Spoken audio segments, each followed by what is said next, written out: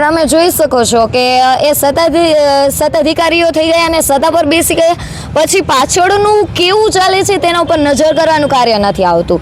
ત્યારે આપણે હજુ એક આપણી સાથે આમ આદમી પાર્ટીના અધ્યક્ષ તરીકે જોડાયા છે તો તેની સાથે ચર્ચા કરીએ કે આ જે ઘટના બની છે ત્યારબાદ તમે કેટલા લોકોને બોલાવ્યા અને તમારી સાથે ઘટનામાં આ બધું જે બનાવ બન્યો છે ત્યારે લોકો તરફથી તમને કેવો પ્રતિસાદ મળ્યો છે?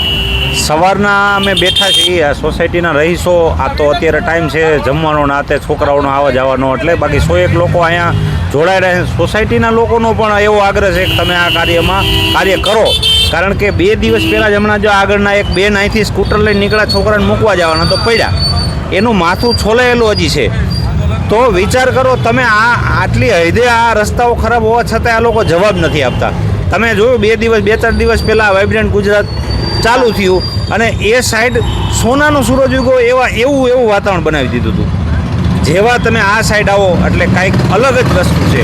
હું આ વિસ્તારમાં અહીં પાછળની શેરીમાં જ રહું છું। છેલ્લા 16 વર્ષ પહેલાં આ રોડ બનેલો હતો, 16 વર્ષ થયા। આ રોડ 2010માં બનેલા હતા, ત્યાર પછી અહીંયા કોઈ રોડ બન્યા જ નથી। તો આ લોકો શેનો વિકાસ કહે છે, કેને વિકાસ કહે? માત્ર ને માત્ર પોતપોતાનો વિકાસ ગણે છે આ લોકો। બેઝિક સુવિધાને નામે તમે જોઈ છો, આ તમારી બાજુમાં જ ગટરનું એક ઢાંકણું છે, તમે જુઓ આ ઢાંકણું રિપેર કરવાનો એની પાસે ટાઈમ નથી અને મોટી મોટી વાતો કરે છે। અને આજે અમે ન છૂટકે અમારે બેસવું પડ્યું, કારણ કે આવું કોઈ નાની વાતમાં કોઈને રસ જ નથી। ભાજપના કોઈ કે સત્તાધીશો કે અધિકારીઓ કોઈને આ બેઝિક વસ્તુમાં રસ જ નથી। આ વિસ્તારની અંદર આંગણવાડી નથી, આ વિસ્તારની અંદર પાણીમાં જે આપણે ગટરનું પાણી હોય ભળી જાય નળના પાણીમાં, તો કોઈ સાંભળવા રાજી નથી। આપણે ફરિયાદ કરી તો આ થઈ જશે। એક બીજી એ લોકોએ સ્કીમ કરી છે કે ઓનલાઈન તમે ફરિયાદ કરતા હોય તો 2 દિવસ પછી ઓટોમેટિક કાઢી નાખે કે તમારી ફરિયાદ સોલ્વ થઈ ગઈ। કામ નથી થતા। આ વસ્તુ અમે લોકો સુધી પહોંચાડવા માટે આજે અમારે આ રસ્તો લેવો પડ્યો, ન છૂટકે, કે ભાઈ અમારાથી બીજું કાંઈ ન થાય, અમે સત્તામાં નથી તો અમારાથી બીજું કાંઈ ન થાય, તો અમે લોકોને ન્યાય અપાવવા માટે અહીંયા અનશન ઉપર બેઠા। અમારાથી શું થાય બીજું? તો મતલબ સરકારનું કામ જ એવું છે કે ભાઈ અમારાથી થશે એટલું અમે કરશું, પછી તમે જાણો ને તમારે રહેવાનું છે, તમે જે કરો એ।